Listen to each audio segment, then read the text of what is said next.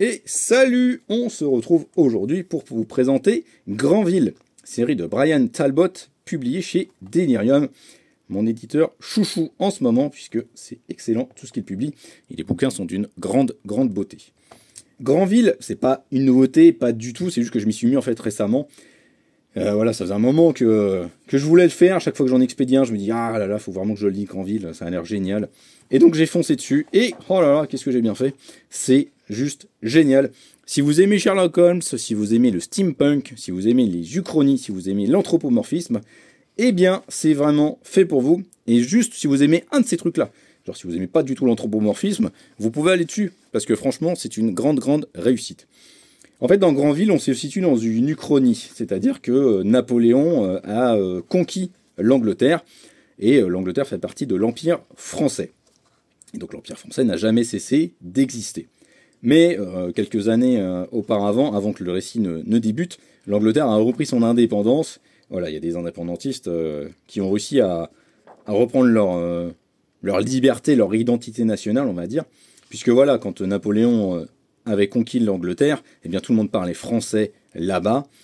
Et dans Granville, on va suivre ce personnage-là, le Brock, un détective qui a la tête d'un blaireau, qui est baraque comme Jack Reacher, mais intelligent comme Sherlock Holmes.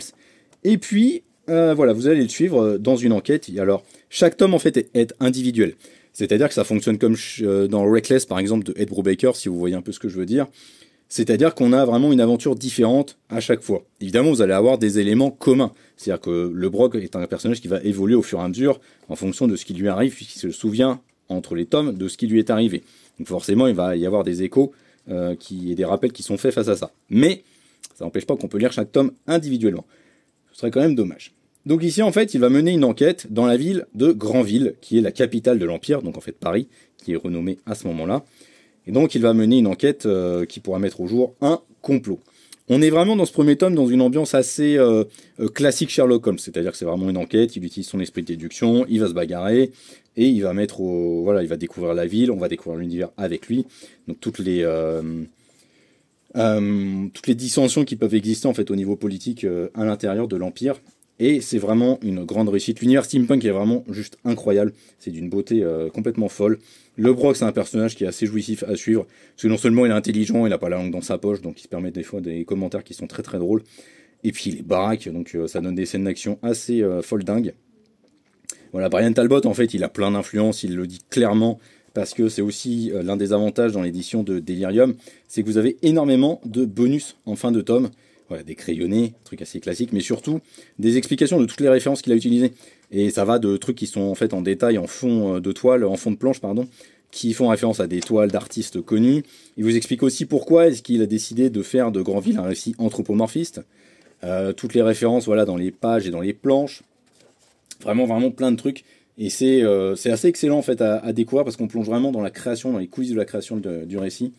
Puis voilà, Brian Talbot, c'est un narrateur hors pair, hein. Franchement, il est juste complètement dingue dans tout ce qu'il fait. Donc franchement, c'est vraiment très bien. Et puis il y a des références qui sont assez marrantes. Vous voyez, là il y a Bécassine, là vous avez le Groom, que j'ai pu feuilleter tout à l'heure, qui ressemble à Spirou. C'est clairement des références, hein. Il le dit très clairement, lui, il a voulu le faire. Et donc, franchement, Granville, c'est vraiment génial. J'ai pas encore tout rattrapé, moi, j'ai juste lu les 2 premiers tomes. Mais c'est bien parce que chaque tome a sa propre ambiance. Là, ici, on est sur un truc assez action, parfois qui va ressembler un peu à du western, c'est-à-dire avec ce personnage qui, avec son Watson de circonstance, eh bien, va devoir résoudre des enquêtes. Mais dans le 2e tome, on est sur une ambiance un peu plus Hitchcockienne, avec un suspense plus pesant, une ambiance plus thriller. Donc voilà, c'est vraiment à chaque fois des ambiances très différentes et ça marche de ouf, hein, faut dire ce qui est. Le bouquin est vraiment super beau. C'est une série qui est complète en 5 tomes. Hein. Brian Talbot l'a terminé en 5 tomes. Et franchement, je vous conseille fortement de foncer dessus parce